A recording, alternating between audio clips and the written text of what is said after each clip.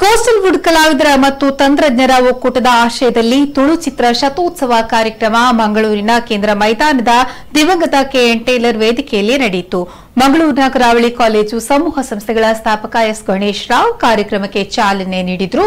ಬಳಿಕ ಮಾತನಾಡಿದ ಅವರು, ತುಳುವರು ಎಲ್ಲಾ ಕ್ಷೇತ್ರಗಳಲ್ಲೂ ಮುಂಚೂಣಿಯಲ್ಲಿದ್ದಾರೆ. ಯಾಕಂದ್ರೆ ತುಳುವರು ಎಲ್ಲರೊಂದಿಗೆ ಪ್ರೀತಿ ಪಾತ್ರರಾಗಿ ಸಹಬಾಳ್ವೆಯಿಂದ ಬದುಕೋದನ್ನ ತಿಳಿದವರು.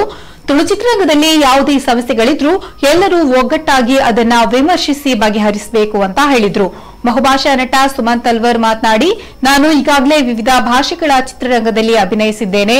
ಆದರೆ ನನ್ನ ಮಾತೃಭಾಷೆಯ ತುಳು ಚಿತ್ರರಂಗದಲ್ಲಿ ಅಭಿನಯಿಸುವ ಅವಕಾಶ ಇದುವರೆಗೂ ದೊರೆತಿಲ್ಲ. ತುಳು ಚಿತ್ರದ ಉತ್ತಮ ಪಾತ್ರಕ್ಕಾಗಿ ಕಾಯ್ತಾ ಇರುವುದಾಗಿ ಹೇಳಿದ್ರು.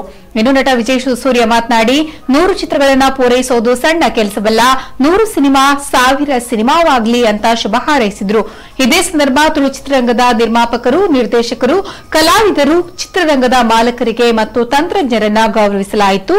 ಈ ವೇಳೆ ಕ್ಯಾಟ್ಕಾ ಗೌರವಾಧ್ಯಕ್ಷ ಲಯನ್ ಕಿಶೋರ್ ಡಿ ಶೆಟ್ಟಿ, ಅಧ್ಯಕ್ಷ ಪಮ್ಮಿ ಕೊಡಿಯಾಲ್ ಬೈಲ್ ಸೇರಿದಂತೆ ತುಳು ಚಿತ್ರರಂಗ ಮತ್ತು ಕನ್ನಡ ಚಿತ್ರರಂಗದ ಗಣ್ಯರು ಉಪಸ್ಥಿತರಿದ್ದರು.